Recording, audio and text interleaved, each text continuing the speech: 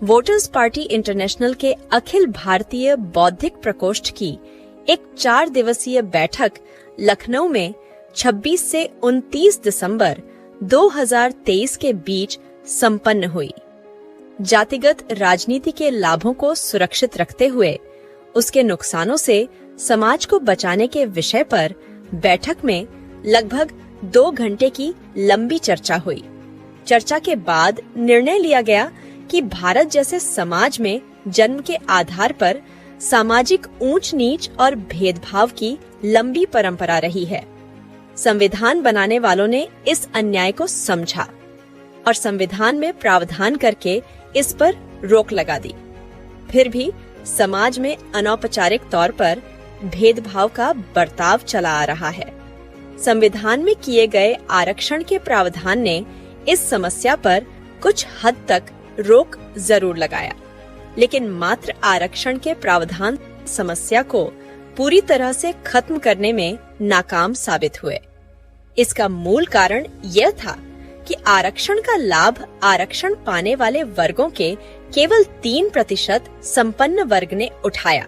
इसलिए तय किया गया कि जिस प्रकार सामान्य वर्ग से सुरक्षित रखने के लिए और उनसे मुकाबला करने के लिए एससी, एसटी और ओबीसी वर्ग को आरक्षण दिया गया, इसी तरह यह भी आवश्यक है कि इन समुदायों के 3% संपन्न वर्ग से मुकाबला करने के लिए आरक्षण के कानून में सुधार किया जाए। इन समुदायों के 93% निम्न और मध्य वर्ग को आरक्षण में अलग से कोटा दिया जाए। यह प्रस्तावित किया गया कि इन वर्गों के गरीबों को 40% और गरीबी रेखा से ऊपर के वर्ग को 53% कोटा दिया जाना चाहिए।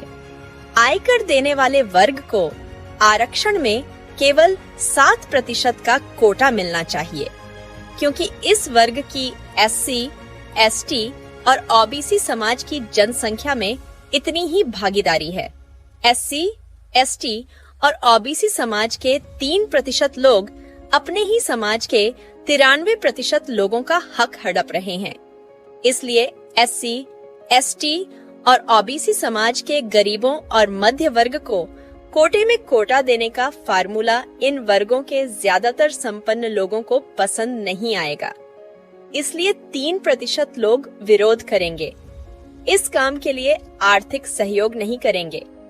चर्चा में इस समस्या का समाधान देते हुए कहा गया कि एससी, एसटी और ओबीसी समाज के निम्न और मध्यम वर्ग को कोटे में कोटा पाने के लिए सामान्य वर्ग के साथ हाथ मिलाना एकमात्र विकल्प बचता है। किंतु सामान्य वर्ग के उन लोगों से सावधान रहना चाहिए जो आरक्षण को ही समाप्त करने के पक्ष में हो। चर्चा में यह भी निष्कर्ष निकला कि पिछड़े वर्गों को उनकी जनसंख्या के अनुपात में भागीदारी नहीं मिल पाई है। इसलिए पार्टी को जातीय जनगणना का समर्थन करना चाहिए। जनगणना की रिपोर्ट आने पर बिहार सरकार की तरह आरक्षण में पिछड़े वर्गों का आरक्षण प्रतिशत बढ़ा देना चाहिए। चर्चा के दौरान एससी, एसटी और ओबीसी के उन 3% लोगों से भी सावधान रहने के लिए कहा गया है, जो ब्राह्मणवाद और मनुवाद का विरोध तो करते हैं, किंतु इस विरोध के पर्दे के पीछे अपने ही जाति और अपने ही वर्ग के 93% निम्न और मध्य वर्ग के लोगों को आर्थिक गुलाम बनाए रखना चाहते हैं। ये लोग आर्थिक गुलामी बनाए रखने के लिए शब्दों की जाल बिछा रहे हैं और पूंजीवादी हंटर से अपने ही समाज को लहूलुहान करने की साजिश करने में लगे हैं। चर्चा के दौरान यह निष्कर्ष निकाला गया कि शोषण करना, दूसरे लोगों को गुलाम बनाकर रखना, उनकी इज्जत से खेलना, उनका मान मर्दन करना, एबी मानसिकता या सर्वग्राही मानसिकता के लोगों का प्राकृतिक स्वभाव है। यह मानसिकता मानव समाज में मौजूद एबी रक्त से पैदा होती है। यह व्यक्तिगत दोष है। इसलिए इन अपराधों का दंड किसी भी एक जाति को सामूहिक रूप से नहीं दिया जा सकता। यह मानसिकता सभी जातियों के लोगों में है, सभी धर्म के लोगों में है, सभी क्षेत्रों और सभी देशों के लोगों के बीच में है।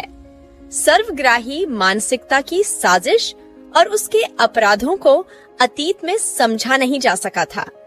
इसलिए पिछड़े वर्ग, अनुसूचित जाति और जनजातियों पर जो जुल्म हुआ, उस जुल्म की प्रतिक्रिया में किसी एक जाति को निशाना बनाया गया। यह अज्ञान पर आधारित गलत फैसला था। इसलिए एससी, एसटी और ओबीसी वर्गों को जितनी लड़ाई सामान्य वर्ग के सर्वग्राही लोगों के साथ लड़ना है, उतनी ही लड़ाई अपनी अपनी जाति और अपने अपने वर्ग के 3% सर्वग्राही लोगों के साथ भी लड़ना होगा। यह लड़ाई लड़ने के लिए एससी, एसटी और ओबीसी के 93% शोषित लोगों को सवर्ण समाज के न्याय प्रिय लोगों के साथ गठबंधन कर लेना चाहिए। इससे जहां एक ओर समाज के 93% लोगों को सत्ता और संपत्ति में भागीदारी और न्याय मिलेगा, वहीं दूसरी ओर देश को भविष्य में संभावित जातिवादी गृह युद्ध से बचाया जा सकेगा।